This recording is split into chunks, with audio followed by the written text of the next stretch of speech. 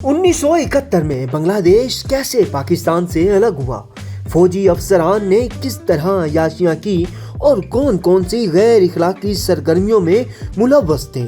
Hamoodur Rahman commission ने फौजी अफसरान की अय्याशी, गैर इखलाकी सरगर्मियों और ताकत के नशे पर क्या लिखा था। आप देख रहे हैं डेली न्यूज टू यू। अस्सलाम वालेकुम नाज़रीन।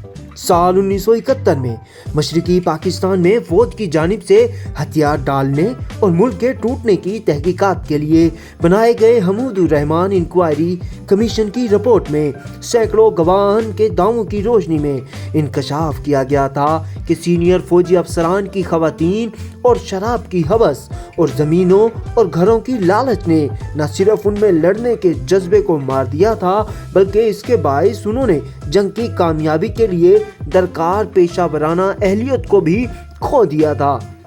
कमीशन की राय में आला फौजी अफसरान के खिलाफ गवाहान की जानिब से आयद इन इल्जामात में वजन था। साल 1971 में मशरकी पाकिस्तान में पाक फौज के सरेंडर और शिकस्त के साथ पाकिस्तान टूट गया था। पाकिस्तान की इस शिकस्त की वजूहात को जानने के लिए 1971 में मुल्क के civilian martial administrator Zulfikar Ali Bhutto ने इस वक्त के चीफ जस्टिस हमूदुर रहमान की सरबराही में इंक्वायरी कमीशन तश्कील दिया था। इस कमीशन ने मशरकी पाकिस्तान में पाक फौज की शिकस्त और सरेंडर की वजूहात तलाश की और उन्हें रिपोर्ट की शक्ल में हुकूमत वक्त को जमा कराया। हमूदुर रहमान कमीशन ने तहकीकात के दौरान 200 से ज़ायद गवाहान के बयानात और शहादतों को कलमबंद किया। हमूदुर रहमान कमीशन ने 2 मरहलों में तहकीकात की थी। कमीशन ने पहले मरहले में तहकीकात के बाद जुलाई 1972 में रिपोर्ट जमा कराई।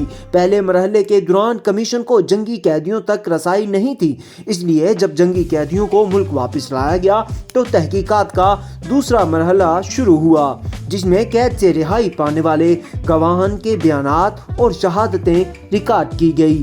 कमीशन ने दूसरे मरहला की तहकीकात के बाद 1974 में रिपोर्ट जमा कराई थी। रिपोर्ट के इंकशाफात की तफसील। हमूदुर रहमान कमीशन रिपोर्ट में 1971 की जंग में पाकिस्तान की शिकस्त की वजूहात के इखलाकी पहलुओं को भी ज़ेरे गौर लाया गया।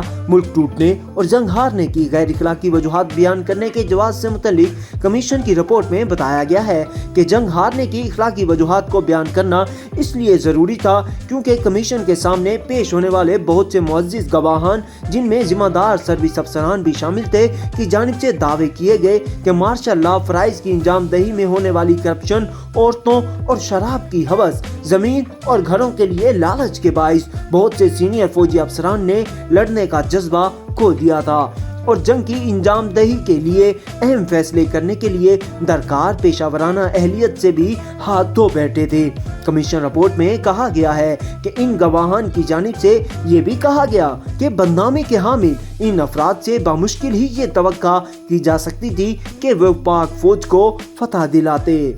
रिपोर्ट में कहा गया कि कमीशन के सामने पेश किए जाने वाले शवाहिद के तज्जिए के बाद हम इस नतीजे पर पहुंचे हैं कि मुस्तफ़ात की सीनियर रैंक्स में इखलाकी गिरावट का अमल 1958 में इस वक्त हरकत में आया जब ये अफसरान मार्शल लॉ फ़राइज़ में मुलव्विस हुए और फिर जब 1969 में जनरल याह्या खान ने एक और मार्शल लॉ नाफिज किया तो मुस्लिह अफवाज की सीनियर रैंक्स में इस तरह के रुझानात और रुग़बत ने मज़ीद शिद्दत इख्तियार की।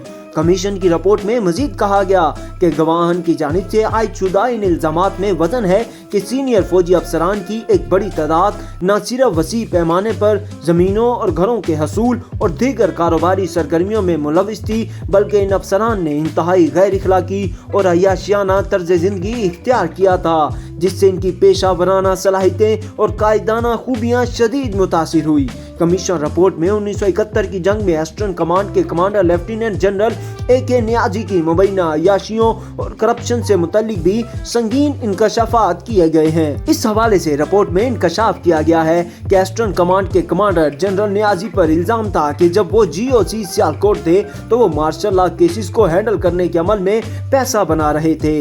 रिपोर्ट में जनरल नियाजी से मुतल्लिक मजीद दिखा गया कि जब उन्हें लाहौर में मार्शल लॉ एडमिनिस्ट्रेटर लगाया गया था तो तब भी उन पर ऐसी ही सरगर्मियों में मुलव्विस होने का इल्जाम था।